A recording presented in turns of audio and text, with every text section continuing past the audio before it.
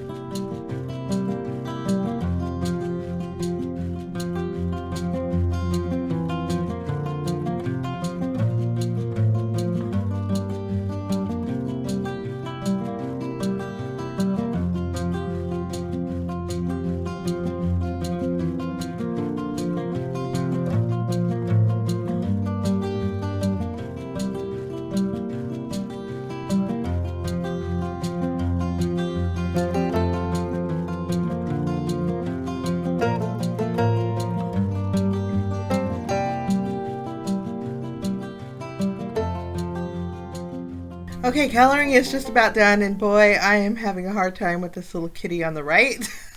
So what I ended up doing is coloring, using my colorless blender to lighten it up, his little face up a little bit so you can see his cheeks. And then I was happy with it. I also recolored in my umbrella. You can see here on the right. I wanted a more pink umbrella versus a red umbrella, so that's why I did that. Okay, we are going to take scissors and fussy cut out our umbrella. We're going to go all the way to the line.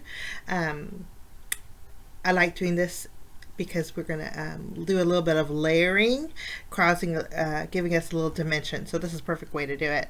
I am going to touch up the edges of my umbrella with my Memento black marker. Just going to clean up those edges.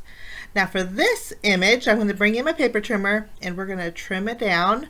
We're going to cut part of that umbrella off too. I wanted the image itself to be a rectangle, so we're going to chop off a little bit of that umbrella, which is no big deal because we're going to end up replacing it with the colored in umbrella. Now we're going to do a little masking. So I have a piece of masking paper. I put it in my MISTI. We're going to ink up our image. I'm not worried about the umbrella, just the three kitties. We're going to stamp that on some masking paper, and then I'll use my scissors and we'll fussy cut this image out. And we are going to use our stencil in the background. Now the basket weave stencil is brand new. It's part of the February release. Love this stencil, but it's great for spring cards, Easter cards, floral cards, but I thought it'd be fun to create a background with it. I'm going to remove the release paper off of my mask and we'll place it over our little kitties here. And once we have our mask adhered, I did add pixie spray behind my basket weave stencil. We'll just line this up, cover our image here. Lovely. Okay, here's our basket weave stencil that I sprayed the reverse side with pixie spray, and I'm going to bring in my oxide inks. I'm actually going to use two different colors. I do want to create a ground for my kitties, so I used some of my electric tape and masked off about a ½ an inch from the bottom of my panel here. I placed my stencil on top, and then we're going to bring in my inks. I'm going to use Vintage Photo and a blending brush and just go over my image. Very easy to do. This makes a very nice brick background too, guys. It was a perfect scale too for these little kitty cats. Now I wanted to add a little gradient and shading, so I'm bringing in H Mahogany, and I'm basically just going over the edges, the left and right and the top. I'm kind of creating like a little halo of color. I like doing this with the brick background, so it just makes your image stand out a little bit more. Now I am going to remove my stencil, and you can see I have a lot of white area in the background. I'm going to tone it down with another Distress Oxide ink. This is Pumice Stone. I'm just going to use my blending brush and lightly go over the background. I'm keeping my stencil on there. My little umbrella wants to lift up there, so I got to keep holding it down. That's the handle of my umbrella there. But I'm going to add a little bit of the Pumice Stone, toning that color down. I'll remove my tape off the bottom, and then I'm going to add some of the Pumice Stone on the bottom area too. This is going to be a ground for my kitties, almost like a cement, and it's just going to take away from the white of my background. Okay, now I'm going to do a little this is the neat thing to do, guys, and very, very easy. If you want to add a little shading to your kitty cats, I'm just taking my Vintage Photo and my blending brush and adding a little bit of color below each kitty. Now this works too because I'm going to be adding glossy accents as little rain puddles, and so when you add the glossy accents, it just creates a real watery, neat, watery, shadowy effect. So I remove my mask, and there we have our little background. It looks like our kitties are standing behind a brick wall. Or not behind, I'm sorry, in front of a brick wall. I just think it looks so cute. Now this is my card base here. It's a standard A2 size card base. I went ahead and used my Distress Oxide in tumbled glass. I added a little cloud background with the Newton's Nook cloud stencil, and then I also used the raindrop stencil and added a little bit of raindrops in the background. I'm going to go ahead and pop up my umbrella and add that, And then I thought my wall was missing just a little something, so I'm going to create a cap for my wall. I'm just taking my vintage photo and adding a little bit of color on the bottom of this piece of cardstock here. I'm going to trim this down to a 1/2 inch size strip. Before I trim it though, I do want to darken it up a bit. I'm just using the ink that's left over from my aged mahogany brush. Now, I went ahead and added that to the very top of my brick wall, and I was much happier with the outcome. But I didn't like the way it looked on my my portrait card, so we might flip that around here. I'm going to go ahead and add my glossy accents to the top of the hats of the little kitties, and then also I'm going to add some raindrops to the umbrella. Raindrops are like tear-shaped drops, and then also some dots in my background just to make it look a little shiny. And I put glossy accents on my rain boots also. In the close-ups you'll see the shadow area below the kitties. I added some puddles with glossy accents also. Here's where I'm deciding to change the style of my card from a portrait to a landscape. So I grabbed another card base. I'll just use that card base for another card, but I do want to get a little bit of blue in my background. I think my sentiment's going to fit perfectly on that top right corner. But I'm bringing back in my cloud stencil and my tumbled glass oxide ink, and we're going to do a little bit of shading on our card base. I'm just shifting my stencil so I have different cloudy backgrounds, and I'm keeping it very soft. If you want to go a little bit darker and use maybe a broken china, I think you can do that, but I kept tumbled glass because it's very, very soft. It's almost hard to see in the photos, but it's there in real life. Now I'm going to add adhesive to my card base, since I did a step backwards and put glossy accent on my panel first.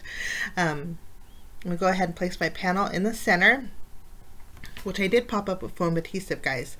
And then I did, again, I have that glossy accents drying. Now we're going to stamp our sentiment. For this card I chose Meow-ing in the Rain, and I think that's so cute. I've actually never watched the movie Singing in the Rain. I need to do that. But I thought Meow-ing in the Rain was just adorable. I stamped it on black cardstock.